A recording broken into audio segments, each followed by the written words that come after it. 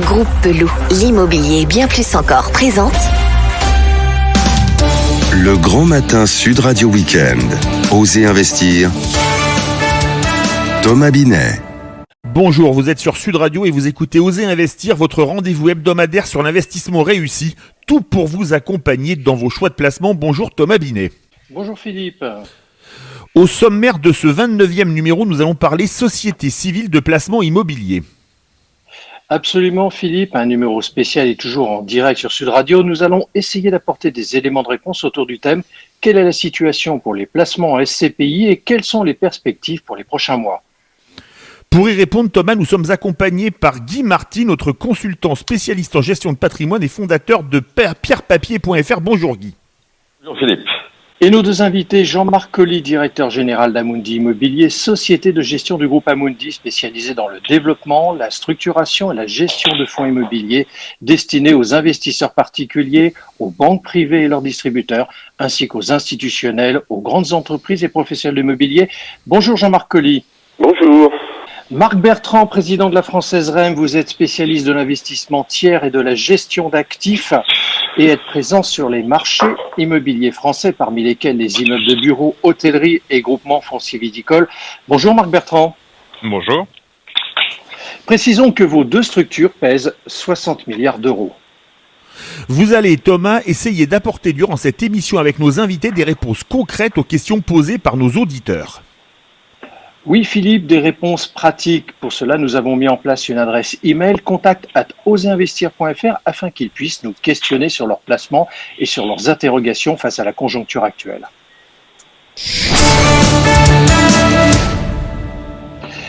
Guy Marty, avant de donner la parole à Jean-Marc Colly, pouvez-vous nous rappeler en quelques mots le principe d'une SCPI ? Eh bien, en quelques mots, c'est le placement immobilier de troisième génération. Vous savez, première génération, vous achetez un appartement et vous le mettez en location. Deuxième génération, c'est la SCPI d'il y a quelques années, c'est-à-dire un grand nombre de particuliers détiennent en même temps, ensemble, un grand nombre d'immeubles et avec un dispositif interne qui est la société de gestion qui s'occupe des locataires et qui s'occupe de distribuer les revenus. Et aujourd'hui, la SCPI troisième génération, c'est la même chose, avec en plus une réglementation européenne et française qui protège l'épargnant. Autrement dit, la SCPI est un placement standardisé immobilier. Jean-Marc Colly, comment vivez-vous chez Amundi Immobilier la situation actuelle ? Alors déjà un petit mot et une petite pensée quand même pour tous les gens qui aujourd'hui sont touchés ou tous les soignants qui nous aident. C'est avant tout une crise sanitaire, ça fait juste... Et bien sûr qui va se déployer sur une crise économique. Alors la vision de la recherche d'Amundi, c'est plutôt une situation transitoire, c'est-à-dire qu'on va souffrir sans doute beaucoup au deuxième et au troisième trimestre avant une reprise qui devrait intervenir à partir du quatrième trimestre. Alors elle peut être en U, en V, en W.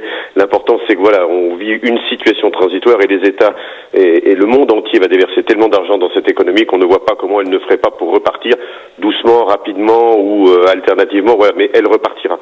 Donc dans tout ça, le marché immobilier, lui, était un marché sur lequel cette crise vient se plaquer alors qu'il était globalement sain.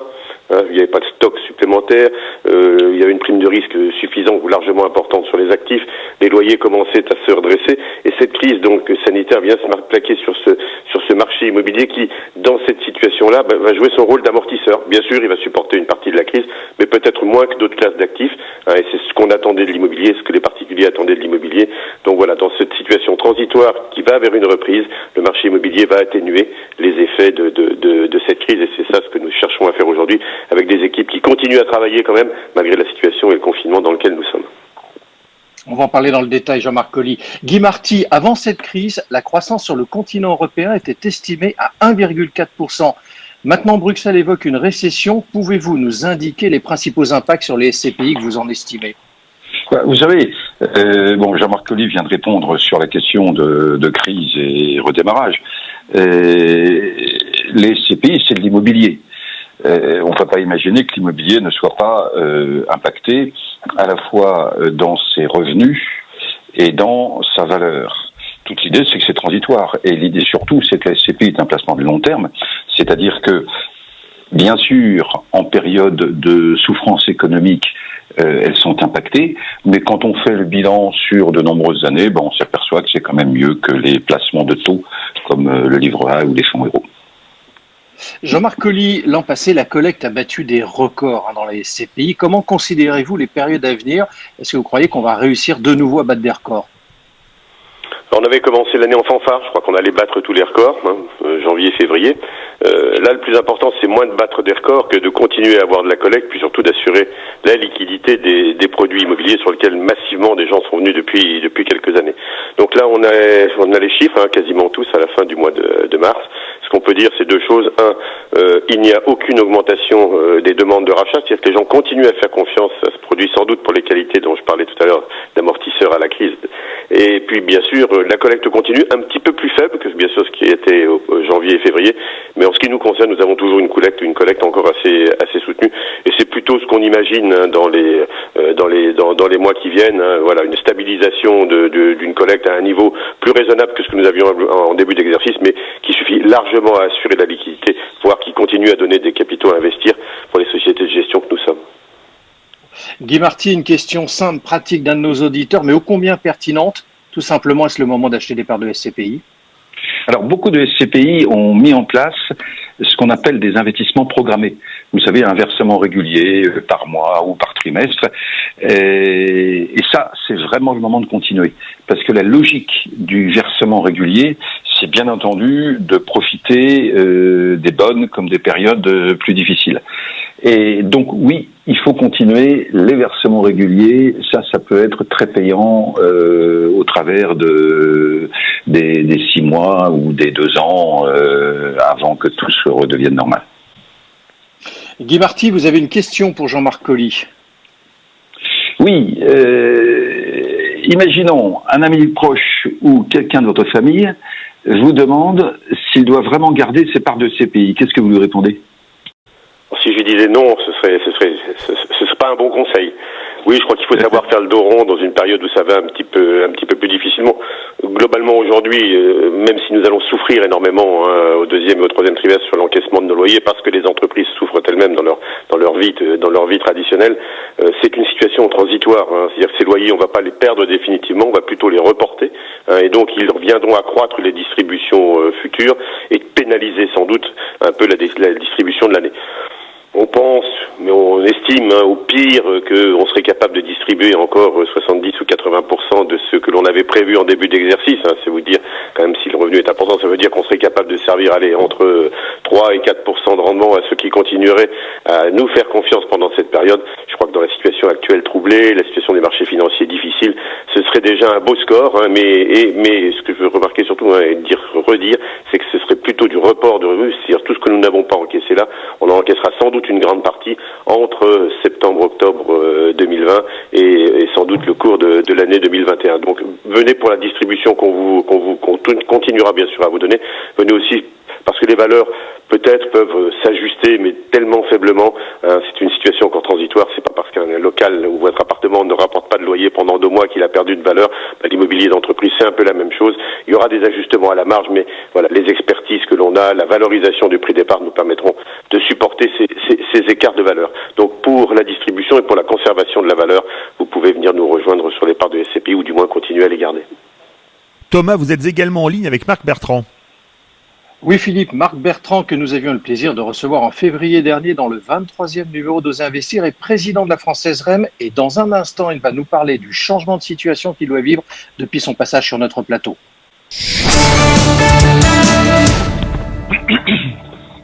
Marc Bertrand, comment vivez-vous dans votre groupe La Française la situation actuelle ? Comme tout le monde, confiné, donc on a basculé absolument toutes les équipes en télétravail avec simplement une personne qui se déplace au siège pour relever le courrier, mais toutes les fonctions de gestion, donc ce qu'on appelle le plan de continuité d'activité a été totalement activé, est opérationnel avec les outils informatiques que nous avons aujourd'hui. Et l'organisation a mis à peu près une semaine à s'ajuster, mais aujourd'hui ça fonctionne. Voilà. Guy Marty, est-ce qu'il faut être plus regardant aujourd'hui qu'hier sur ces investissements en SCPI ? De toute façon, il faut toujours être regardant sur ces investissements, quels qu'ils soient. Donc, il n'y a pas de changement de prudence. Le seul point sur lequel il faut être plus vigilant en ce moment, c'est de bien vérifier l'adaptation entre le placement SCPI et la situation patrimoniale. Notamment, s'il y a du crédit, il faut faire attention à se garder une marge pour ne pas être en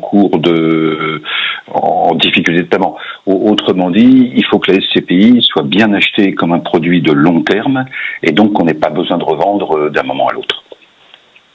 Marc Bertrand, selon votre vision et votre connaissance du marché, à quoi devrait-il ressembler après cette pandémie ?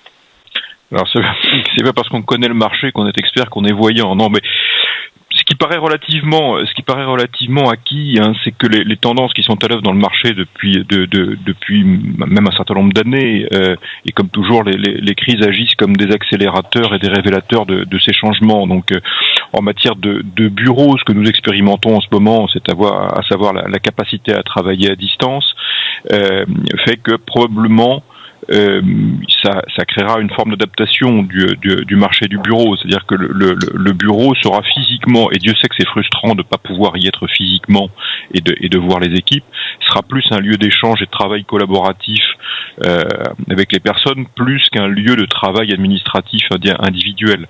Voilà, donc là c'est intéressant. Peut-être que ça fera jeter un autre regard aussi sur la multiplicité des déplacements. Et ça ira peut-être dans le sens d'un plus environnemental. En matière de commerce aussi, on va avoir on avait des changements à l'œuvre depuis longtemps sur la livraison à distance, sur par contre un regain du commerce de proximité. Ces tendances-là, aujourd'hui, dans tout ce que l'on observe, elles ont plutôt tendance à s'accentuer qu'à s'estomper. Guy Marty, les anciennes crises ont démontré en moyenne un décalage d'environ 2 ans sur les conséquences vécues et subies. Pensez-vous qu'il en sera de même cette fois-ci ? Vous savez, cette crise-là n'est pas du tout comme les autres. Donc, il est difficile de faire des pronostics. La première grande question, c'est à quel rythme allons-nous sortir du confinement ? Est-ce que c'est dans 15 jours, dans un mois, ou est-ce qu'on sera totalement déconfiné dans 3 mois ou 6 mois ? Et ensuite, cette masse de liquidité, cette masse d'intervention des gouvernements, des banques centrales qui va tomber sur l'économie, quel va être son impact et quels auront été les dégâts entre-temps. Donc, aujourd'hui, il est très difficile de comparer avec les autres crises. La seule chose qu'il faut savoir, c'est que toutes les crises ont été différentes. Et à chaque fois, les placements immobiliers, et notamment en immobilier d'entreprise, ce qui est l'essentiel des CPI, eh bien, les choses ont redémarré. Donc, c'est la logique, une fois de plus, des placements long terme. Il faut vivre avec l'économie et redémarrer avec elle. Guy Marty, vous avez une question pour Marc Bertrand. Oui, Marc Bertrand, vous êtes en contact permanent avec de nombreuses entreprises, vos locataires. C'est un poste d'observation tout à fait privilégié. Quel est votre avis, juste aujourd'hui, sur l'impact immédiat de la crise ? Alors, pour raisonner très, très à court terme, on a mis en place une batterie d'indicateurs pour suivre tout ça. Alors, pour être tout à fait concret, nous avons encaissé déjà 30% des loyers du 2e trimestre. Ce qui est plutôt élevé. Vous voyez, on est le 5 avril et on a déjà encaissé 30%. Donc, ce sera pas du tout un trimestre blanc. La majorité des entreprises, malgré tout, continuent de payer ses loyers et de fonctionner. Je crois qu'il n'y a pas une entreprise qui ne soit pas impactée, mais ce qui ne veut pas dire discontinuité du paiement. Ensuite, on observe de façon assez simple les secteurs qui sont les plus touchés. Bien entendu, les commerces qui sont fermés, donc le commerce hors alimentaire est fermé, et là on anticipe et on commence déjà à discuter avec les locataires sur comment étaler, comment accompagner cette période-là. Et puis, alors c'est plus marginal dans nos patrimoines, mais c'est quand même important. Dans l'économie, c'est tout le secteur de l'hôtellerie, hôtellerie et tourisme qui est très touché. Donc en fait, une crise très atypique, hein, ce que soulignait Guy Marty il y a quelques instants, donc dont on pense qu'elle sera d'impact très fort mais court. Donc on est dans une logique, où il faut accompagner les locataires qui sont qui sont nos clients, mais qui sont indirectement les clients des associés, des investisseurs qui nous ont confié leur argent. Et il va falloir accompagner avec une logique de report et d'étalement de ce paiement, ce qui est en train de se faire à l'échelle nationale d'ailleurs. C'est-à-dire qu'on doit être dans ce mouvement-là et d'accompagner en donnant du temps et en faisant une forme de report de loyer. Oui, c'est faire crédit, on n'est pas banquier, mais c'est arriver à avoir un étalement pour rendre cette crise supportable pour tout le monde et ne pas avoir une crise systémique. Merci Marc Bertrand, merci Jean-Marc Colli et merci aussi à vous Guy Marty d'avoir participé à notre rendez-vous hebdomadaire sur l'investissement. Voilà, c'était le 29e numéro d'Oser Investir, l'hebdo de l'investissement réussi. Merci de nous avoir suivis.